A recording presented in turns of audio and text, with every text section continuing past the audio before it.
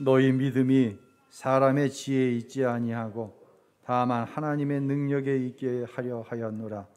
그러나 우리가 온전한 자들 중에서는 지혜를 말하노니 이는 이 세상의 지혜가 아니요 또 이 세상에 없어질 통치자들의 지혜도 아니요 오직 은밀한 가운데 있는 하나님의 지혜를 말하는 것으로서 곧 감추어졌던 것인데 하나님이 우리의 영광을 위하여 만세전에 미리 정하신 것이라. 이 지혜는 이 세대의 통치자들이 한 사람도 알지 못하였나니 만일 알았더라면 영광의 주를 십자가에 못 박지 아니하였으리라. 기록된 바 하나님이 자기를 사랑하는 자들을 위하여 예비하신 모든 것은 눈으로 보지 못하고 귀로 듣지 못하고 사람의 마음으로 생각하지도 못하였다 함과 같으니라. 오직 하나님이 성령으로 이것을 우리에게 보이셨으니 성령은 모든 것 곧 하나님의 깊은 것까지도 통달하시느니라. 아멘. 할렐루야. 한 주간 많이 힘드셨죠? 참 어렵다 하는데 우리가 사는 동안 어렵지 않던 때가 어디 있었겠습니까만 참 눈에 보이는 것, 들려오는 소식들이 너무 어렵다라는 생각을 가지게 됩니다. 하나님께서 여러분에게 힘 주셔서 잘 감당하고 또 회복하고 하나님께서 약속하신 그 모든 축복을 마음껏 누리는 모든 사랑하는 성도들이 꼭 될 수 있기를 예수님의 이름으로 축복합니다. 성결교회를 대표하는 교회 중 서울 중심에 있는 한 교회가 있습니다. 돌아가신 이제 원로 목사님은 교단 총회장을 지내셨고요. 교회를 참 많이 부흥을 시키셨어요. 후임자가 오셨는데 마음껏 목회적인 역량도 펼쳐 보이지 못한 상태에서 교회에서 쫓겨나다시피 교회를 떠나야만 했습니다. 교회가 교회답지 못하다고 생각한 또한 많은 교인들이 교회를 떠나갔어요. 절반 가까이가 떠나갔어요. 그리고 이제 다시 새로운 담임 목사님이 오셨습니다. 저희 교회도 한번 헌신 예배 때 오셔서 설교를 하신 선배 목사님이십니다. 목회를 하시던 그만 쓰러지셨어요. 회복이 되긴 됐는데 완전히 회복될 수 있는 그런 병이 아니에요. 교회에서는 당회를 열어 목사님께 언제까지 사임을 해달라 요청을 했습니다. 은퇴를 불과 2, 3년 남겨놓으신 목사님이 건강하시지도 않은데 어떤 교회로 갈 수가 있겠습니까? 그 소식을 들은 많은 목사님들이 참 기도했습니다. 그러면서 이런 생각을 해봤어요. 해답이 있다 없다? 없다. 아마 여러분 가운데도 이런 상황이라고 하면 어떻게 했으면 좋겠냐 물으면 다양한 생각을 가지고 있을 것입니다. 어느 생각이 틀리고 어느 생각이 맞다 이야기할 수 없을 것입니다. 우리의 삶에도 정답이 없는 문제들이 참 많습니다. 100세 시대입니다. 저희 부친께서 97세, 저희 장모님께서 90세예요. 저희 내외가 작년에 환갑을 지나갔으니까 노인을 모시는 시대가 되어졌습니다. 그러다 보니 나이가 어느 정도 되면 건강에 집착을 할 수밖에 없어요. 나 혼자만도 그렇지만 내가 무너지면 나이 먹은 자식이 나를 어떻게 해야 되는데 자식들에게 큰 부담이 되기 때문에 건강관리 잘해야지 이것이 이 시대의 또 다른 화두가 되었습니다. 그런데 사람이 늙는 것을 어떻게 막을 수가 있나요? 언젠가는 누군가의 도움이 필요 없이 혼자 거하는 것이 불가능한 때가 옵니다. 그때 여러분은 어떻게 하시겠습니까? 첫 번째, 자식이 모셔야죠. 두 번째, 요양원에 보내드려야 되죠. 무엇이 정답인가요? 아마 여러분 가운데도 이 정답 없는 문제로 인하여서 어버이는 어버이대로 마음이 힘들고 자식은 자식대로 마음이 힘들어하는 분들이 많이 계실 것입니다. 사랑하는 성도 여러분, 교회는요, 모든 일에 성령의 인도하심을 구해야 합니다. 그것이 교회입니다. 성도의 가정에서 일어나는 모든 일은 성령의 인도하심을 구해야 합니다. 참 목회 가운데 보람이 있는 것은 어떤 성도의 가정에 일어난 일을 듣는데, 야, 성령이 인도하셨어. 할렐루야. 성령이 인도하셨어. 어떤 가정을 성령이 인도하셔서 선한 길로 가게 하실까요? 성령을 사모하는 가정입니다. 하나님의 능력을 구하는 가정입니다. 그래서 교회고, 성령의 인도하심을 구하기 때문에 교회고, 성령의 인도하심을 구하기 때문에 성도의 가정은 세상과 구별된 가정인 줄로 믿으시기를 바랍니다. 지난 2주간 성령 안에서 일어나는 일들에 대해서 여러분에게 말씀을 드렸습니다. 그런 스스로를 향한 질문 많이 해요. 사람이 바뀌나, 사람의 기질이 바뀌나. 여러분, 몇 번 드렸던 질문인데 사람이 바뀌나요? 다른 사람 생각하지 말고요, 자기 생각해 보세요. 내가 바뀌었습니까? 예수 믿고? 여러분 예수 믿으시죠?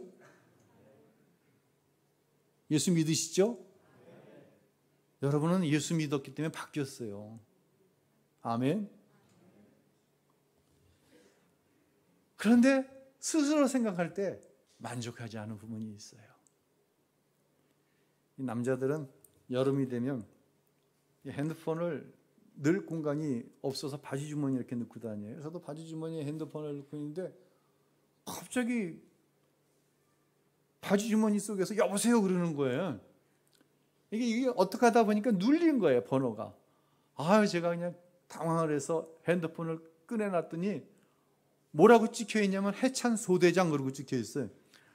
도대체 해찬이가 제대한 지가 언제인데, 처음 자대 배치를 받고 소대장님이 전화를 부모들에게 해서 안심을 시키는 거예요.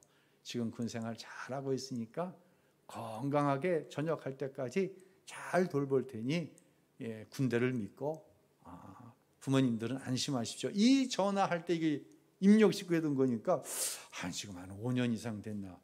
왜 갑자기 소대장이 튀어나냐고요. 세상 말로 왜 네가 거기서 나와줘, 그렇죠? 예. 삶을 살다 보면은요, 무엇인가 튀어나오지 말아야 할 것이 튀어나와 당황할 때가 있어요. 바로 부정적인 기질이에요. 사람에게는요, 타고난 기질이 있어요. 부모로부터 받은. 이거 힘들어요. 두 번째는 타고나지는 않았는데 삶을 살면서 어떤 고통스러운 상황, 고난이 있어요. 고난으로 성품에 상처가 나요.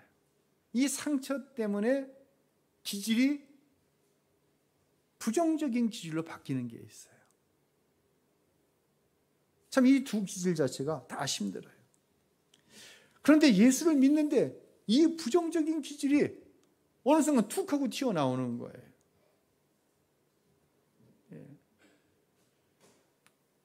저희랑 같은 층에, 이거 이렇게 얘기하면 안 되는데, 같은 라인에 사는 한 40대 후반쯤이나 돼 보이는 부부가 있어요. 아주 사는 사람들이 이렇게 보면 선하게 생긴 사람들이죠. 그리고 중학교쯤 돼 보이는 이제 아들이 하나 있어요. 어제 우리 어린이부가 야외에 갔다 왔거든요. 아이들 야외 갔다 온 거 보고 한 5시 반쯤 퇴근해서 지하 1층 주차장에서 걸어 올라갔어요. 7층까지 걸어 올라가서 엘리베이터를 눌렀는데 엘리베이터가 이제 정상적으로 올라오는 거예요. 올라왔는데 이 안에 이 세 가족이 타고 있는데 당황을 했어요. 그럼 서로 얘기하는 거예요. 왜 지하 1층으로 안 가고 이게 7층으로 올라왔지? 1층에서 지하 1층을 눌렀어야 되는데 미처 누르지 못한 상태에서 제가 7층에서 먼저 누른 거예요. 그러니까 이 엘리베이터가 지하 1층으로 가면 빨랐는데 17층까지 올라가다가 다시 지하 1층으로 내려가야 되잖아요. 그러니까 이 부인되는 자매가 당신 이거 왜 안 눌렀어? 이렇게 얘기하는 거예요. 깜짝 놀랐네. 그러니까 남편이, 야, 네가 가깝냐 내가 가깝냐? 소리를 지르는 거야. 그 선한 사람이 말이야. 툭 튀어나가는 거죠, 기질이. 나 실망했네. 참. 먼저 누가 당황스러워요? 이런 순간이 되면 나 자신이 당황스러운 거예요. 이 숨어있던 기질이 튀어나가니까. 다음엔 누가 힘들어요? 가장 가까운 사람이 상처를 받는 거예요. 이 가만히 이렇게 살펴보면요, 이 억눌려 있던 숨어있던 기질이 튀어나가는 상대가 있어요. 자기보다 우월하게 힘이 있는 사람한테는 이 기질 안 나가요. 이 기질 나가면 잘리거든. 반드시 손해를 보거든요. 그러니까 대부분 이 기질은 누구한테 튀어나가요? 가장 편하게 생각되는 사람. 심하게 얘기하면 만만한 사람. 누구한테 물어볼까? 오늘 일부 예배 때 얘기했더니 막 그냥 정말 리얼하게 나오더라고. 부부 같이 앉아 있는 사람한테 물어봐야 되는데, 꼭 여러분 이러면 눈 딴 데 돌리더라. 이주혜 집사님은 이 기질이 없죠? 예? 있어요? 깜짝 놀랐네. 그럼 이 기질이 누구한테 튀어나가? 예? 내가 그럴 줄 알았어요. 우리 집도 그러거든. 가까운 사람, 편안한 사람에게 이 기질이 튀어나가요. 정재준 집사님은 누구한테 튀어나가요? 없어, 그 기질이? 예? 있어요? 누구한테 튀어나가 오긴? 차유진 집사님 만만치 않을 것 같은데, 그러면 무사하지 못할 것 같은데 튀어나가는구나. 그래도 내가 오재균 집사님한테는 안 물어봐. 저기는 큰일 나거든. 저희 집은 제 아내에게 제가 이제 튀어나가요. 어떤 때 막 당황스러운 거예요. 당황스러울 뿐만 아니라 이게 수습이 안 되는 거야. 튀어나갔는데. 그럼 제 아내가 이제 상처를 받죠. 이렇게 이야기하면 우리 집에서도 나만 또 못된 사람이 되는데, 나도 가끔 당할 때는 있어요. 또 이게 이렇게 끝나는 게 아니라요. 편안하게 얘기를 하는데 어떤 상처가 올라와서 전혀 이 대화의 주제에 맞지 않는, 이 대화 속에 들어있지 않은 누군가가 호출되는 거야. 특별히 우리 여자분들. 10년, 20년 전에 시어머니가 어쩌다는 등, 시누이가 어쩌다는 등, 교회 안에서 누가 어쩌다는 등. 왜 그게 이 대화 가운데 나옵니까? 이게 상처거든요. 그러면 이 긴장이 되는 거예요. 그러니까 대화를 하면서도 편안한 마음으로 대화가 되어야 되는데, 이거 또 이야기하다가 몇 년, 몇 월, 며칠, 몇 시에 이거 튀어나오면 안 되는데 긴장이 됩니다. 주로 부부간에 그렇지 않아요. 부부간에 그렇죠. 여러분은 이런 이야기하면 목사님 가정만 그런 것처럼 하는데, 최경희 권사님 그럴 때 없어요? 잘 없어요? 야, 우리 이양섭 장로님은 좋으시겠다. 우리 염승철 장로님은 그럴 때 없어요? 있죠? 왜 저 집은 왜 그럴까? 이 집은 안 그런데. 있어요, 이게. 그러다 보면 어떤 문제가 생기냐면, 깊은 대화를 살짝 피해가게 됩니다. 부부지간에라도. 벌거벗었으나 부끄럽지 않은 게 부부잖아요. 어떤 이야기를 해도 부끄러움이 없는 게 부부잖아요. 또 이 관계가 부모와 자식 간의 관계가 되면 얘기 안 하려고 그래요. 별 얘기도 아닌데 했다가 그게 상처인지 기질인지 모르는 게 튀어나올까 봐 얘기 안 하려고 합니다. 그것이 부모면 자식이 부모와 깊은 대화를 나누려고 하지 않습니다.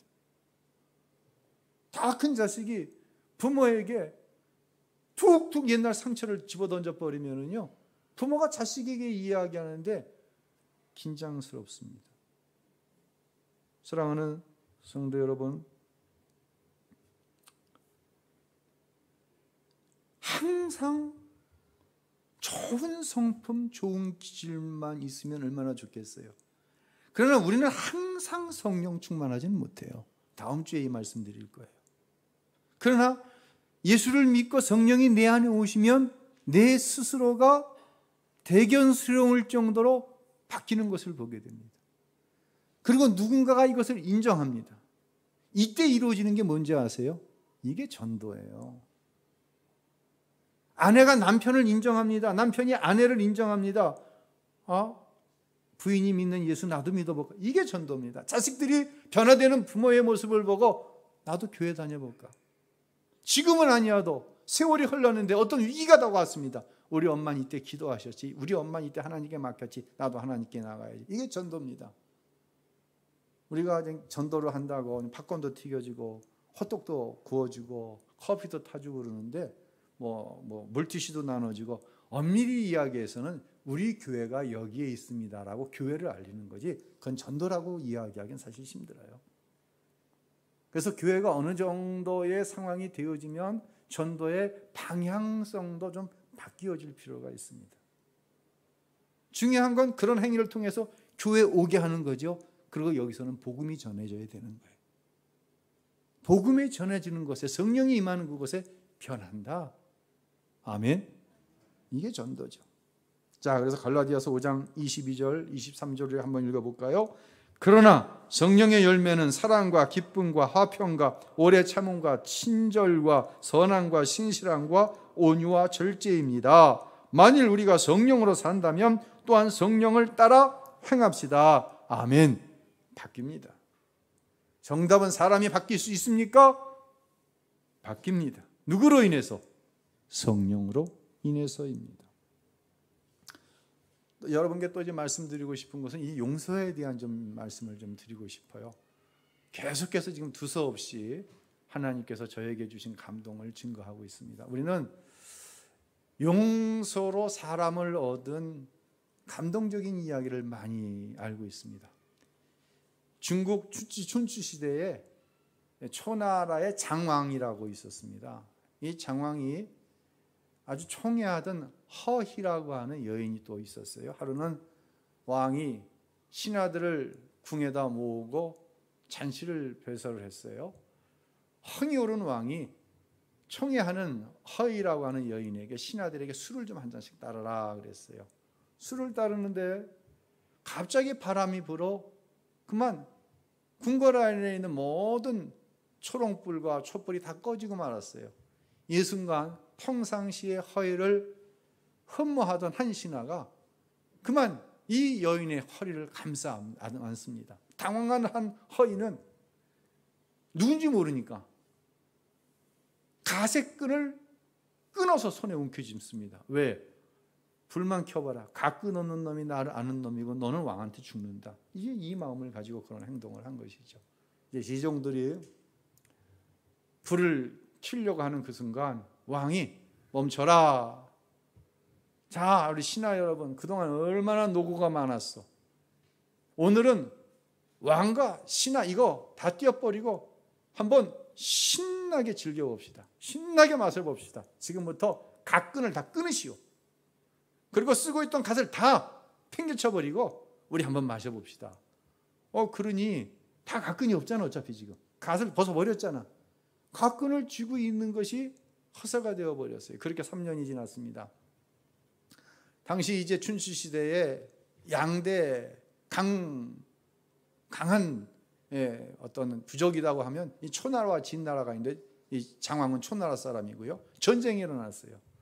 그만 이 장왕이 적진 한복판에 고립되어서 포로로 잡힐 순간이 되어버렸어요. 근데 한 장수가 적진을 뚫고 들어와서 장왕을 구출해냅니다. 그리고 최전방에 가서 혁혁한 전공을 올려 전쟁을 승리로 이끄는 거예요. 너무 왕이 고맙잖아요. 부하 장수가. 그래서 이제 상을 내리겠다 하고 대신들을 다 불러놓고 그 장수에게 상을 내리려고 하는 그 순간 장수가 그 상을 거절하면서 이런 이야기를 하는 거예요. 저는 이미 폐하로부터 3년 전 큰 상을 받았습니다. 큰 은혜를 받았습니다. 폐하를 위해서라면 어찌 이 한 목숨이 아깝겠습니까? 바로 제가 3년 전 왕이 총애하는 그 여인의 허리를 끌어안았던 그 몹쓸 신하입니다. 저를 죽여 주십시오. 장왕은 용서를 통해 신하를, 충신을 얻었습니다. 여러분, 이렇게 말씀을 드리면 굉장히 이 이야기에서 감동을 받아요. 또 나도 누군가를 좀 용서해 갖고 훌륭한 사람을 내 곁에 두고 싶다라는 생각을 가질 거예요. 그런데 이것을 가리켜 사람이 변했다, 용서로 사람을 얻었다라고 이야기하기에는 부족해요. 왜? 이것은 감동적인 이야기를 통해 뭘 바꾼 거예요? 처세를 바꾼 거예요. 처세를 바꾸는 게 복음이 아니에요. 복음은 사람을 근본적으로 바꾸는 거예요. 자, 이 장왕의 이야기와 제가 지금부터 드리는 복음을 한번 비교해 볼 수 있기를 바랍니다. 저는요, 예수님이 참 좋아요. 여러분도 예수님이 좋으시죠? 왜 좋으냐고 그러면 저마다 다른 이유가 있을 수 있어요. 사람이 죄를 지을 수 있다고 저는 생각해요. 하지만 죄를 지었을 때 제가 경험한 가장 어려운 일은, 가장 수치스러운 일은 내가 범한 죄로 인해서 누군가에게 비난을 받을 때예요. 그 비난하는 상대가 만약 제 아내라고 한다면, 그 비난하는 상대가 만약 제가 그렇게 사랑하는 저의 아이들이라고 한다면, 저를 비난하는 상대가 제가 그렇게 헌신적으로 섬겼던 여러분이라고 한다면, 아마 그래서 사람이 자살을 하는 것 같아요. 그 비난 앞에서. 그런데 말이에요, 우리 예수님은요, 제가 어떠한 죄를 지었을 때라도 단 한 번도 저를 비난하신 적이 없어요. 여러분도 한번 생각해 보세요. 제가 돌이킬 수 없는 죄를 지을 때 하나님께서는 고난을 통해서 저를 돌아서게 하셨어요. 억지로라도. 몸이 아파요. 죄가 깨달아졌어요. 용서해 주세요. 너무 아파요. 그러면 우리 하나님은요, 저를 비난하는 것이 아니라 그 죄를 이기지 못하는 저를 항상 불쌍히 여겨주셨어요.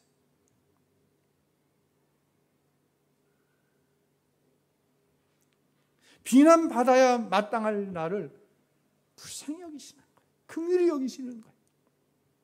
그리고 얼마나 힘이 드냐고 말씀하시는 거예요.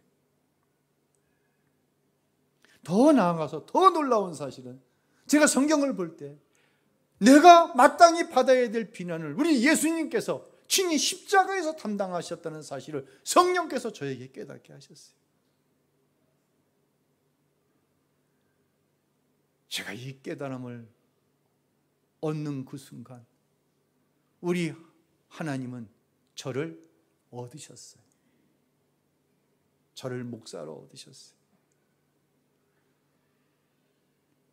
바로 그 말씀이 이사야서 53장에 나와요. 한번 우리 읽어볼까요? 그는 사람들에게 멸시를 당하고 버림을 받았을 뿐 아니라 고통을 겪었고 언제나 병을 앓고 있었다. 사람들이 그를 보고서 얼굴을 가릴 만큼 그는 멸시를 당했으니 우리마저도 그를 무시해 버렸다. 그러나 사실 그가 짊어진 병은 우리의 병이었고 그가 짊어진 아픔은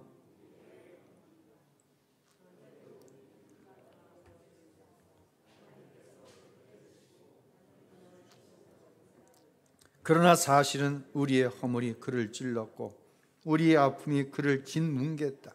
그가 책망을 받아서 우리의 평화를 누리고 그가 매를 맞아서 우리의 병이 나은 것이다. 아멘.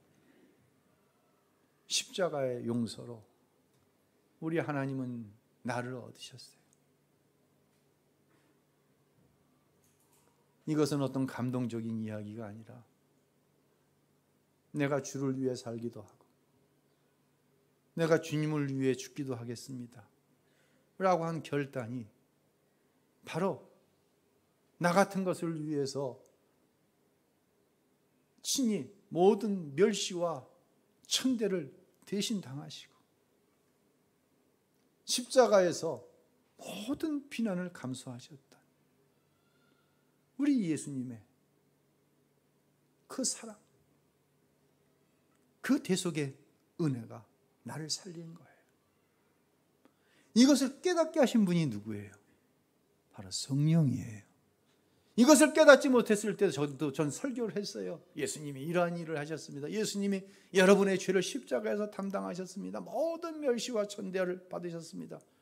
그때 저에게 어떠한 능력이 나타나지 않았어요. 그때 성도들에게 어떤 능력이 나타나지 않았어요. 그런데 성령께서 깨닫게 하셨을 때, 이 시간 성령께서 여러분을 깨닫게 하셨다고 한다면 여러분은 용서의 사람이 되어졌어요. 그 용서로 하나님은 여러분을 얻으셨고 여러분은 세상에 살면서 사람을 얻어갈 거예요. 이건 놀라운 축복이에요. 마지막 한 가지만 더 말씀을 드리죠. 성령이 하나님 오시면은요, 이제 진리가 깨달아져요. 어쩌면 같은 맥락일 수 있죠. 몇 주 전에 안과 치료를 받기 위해서 예약을 하고 병원을 갔어요. 제가 3년 전, 저는 이 오른쪽 눈의 시력이 거의 없어요. 0.1. 그러니까 뭐 균형을 맞추는 정도로 오른쪽 눈이 있는 거죠. 근데 더구나 여기 이제 무슨 백태 같은 게 껴가지고 뿌옇게 보이는 거예요. 막 그러니까 견딜 수가 없어요. 그래서 레이저로 이제 긁어내는 시술을 하고 의사 선생님이 1년에 한 번씩 와서 검사하세요. 근데 1년에 한 번씩 못 가고 3년 만에 갔어요. 그냥 다행스러운 것은 오른쪽 눈이 더 좋아졌대요. 예전보다.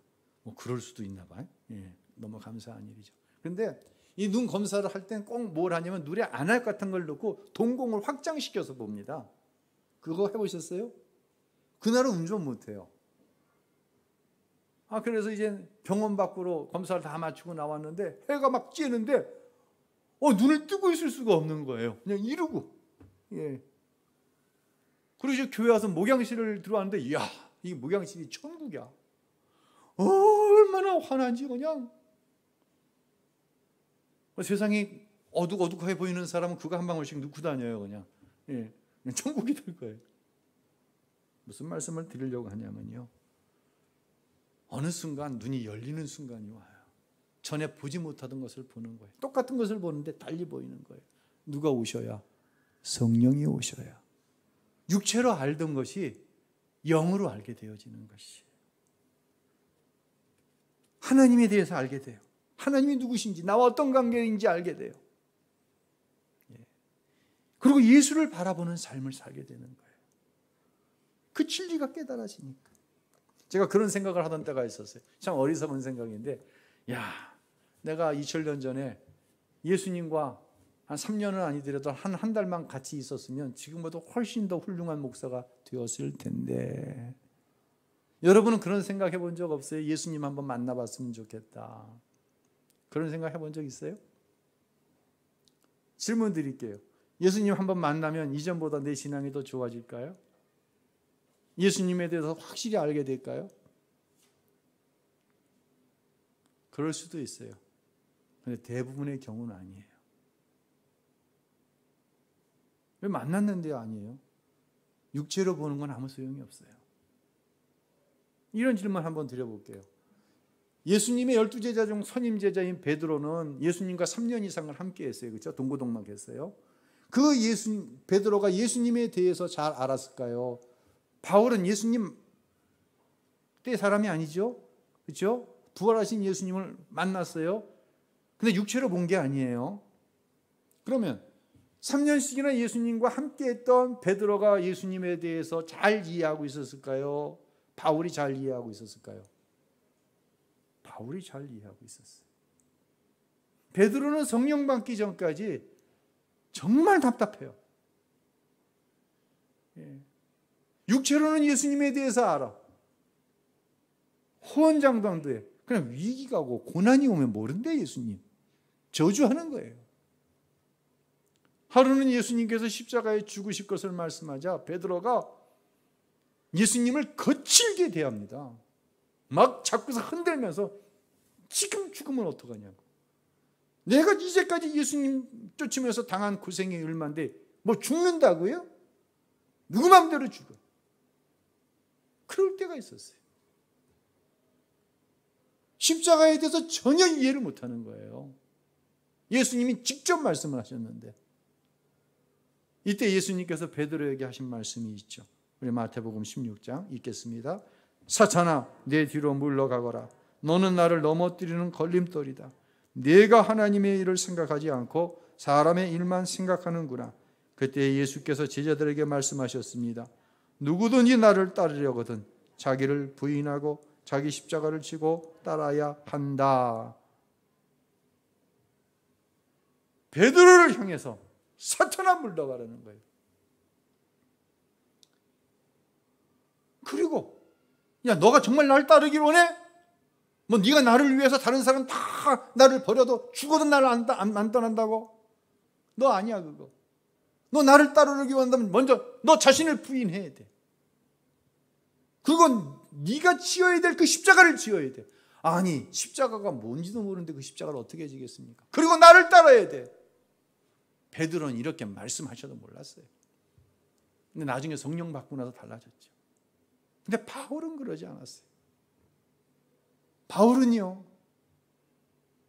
자기의 자랑은 오직 십자가뿐이라고 그랬어요. 바울은 자랑할 게 많은 사람이에요. 그렇죠? 근데 그 모든 자랑거리가 배설물, 분토처럼 여긴다고 그랬어요. 그리고 나는 무엇만 증거해? 십자가만 증거하겠다고 얘기하는 거예요. 어떻게 바울은 이런 사실을, 이런 영적인 사실을 알게 되었을까요? 성령을 받았기 때문이에요. 오늘 본문에 하나님께서는 사도 바울을 통해 이렇게 말씀하십니다. 고린도후서 2장 우리 읽어보겠습니다. 기록된 바 하나님이 자기를 사랑하는 자들을 위하여 예비하신 모든 것은 눈으로 보지 못하고 귀로 듣지 못하고 사람의 마음으로 생각하지도 못하였다함과 같으니라. 오직 하나님이 성령으로 이것을 우리에게 보이셨으니 성령은 모든 것 곧 하나님의 깊은 것까지도 통달하시느니라. 아멘. 할렐루야. 예수님께서 십자가에서 이루신 은혜는 완전한 은혜라고 그랬어요. 이 완전한 은혜를 하나님은 지금도 저와 여러분이 누리기를 원하세요. 그런데 이 완전한 은혜를 우리 자꾸만 육체로 봐. 육체의 것으로 이야기를 해요. 육체의 것으로 얻고 싶어요. 누리지 못하는 거예요. 그러나 성령이 오시면 달라지는 거예요. 성령이 오시면 영의 눈이 열려지고 영의 귀가 열려지는 거예요. 마음이 영으로 채워지는 거예요. 하나님의 사랑이 무엇인지 알게 되는 거예요. 내가 받은 은혜가 무엇인지 알게 되는 것이에요. 내가 죄인이라고요? 정말 여러분, 나는 죄인이라고 생각해요? 나 같은 죄인을 우리 예수님은 한 번도 비난하시지 않았어요. 내가 당할 비난을 십자가에서 대신 담당하셨어요. 여러분, 이건 부모도 하기 힘들어요. 부모도 어떤 순간이 되면 자식 잘못 키웠다는 말 듣기 싫어가지고 내 자식이 잘못했다고 그래요. 하물며 하나님이신 우리 예수님께서 성령이 오셔야 이 사실이 깨달아지는 거예요. 이때 십자가에서 이루신 완전한 은혜가 내 것이 되는 거예요. 이 사람을 가리켜서 영생 얻은 삶을 사는 성도다라고 말하는 거예요. 이 성도를 가리켜서 주님과 동행하는 성도라고 이야기하는 거예요. 이러한 삶을 살기를 원하시나요? 성령 충만 받으시기를 바랍니다. 다음 주일날 이렇게 좀 이야기하면 어떻게 하면 성령을 받으리까? 이건 좀 곤란한 말인데요. 어떻게 하면 우리가 성령 충만한 삶을 살 수 있을까에 대해서 말씀드리도록 하겠습니다.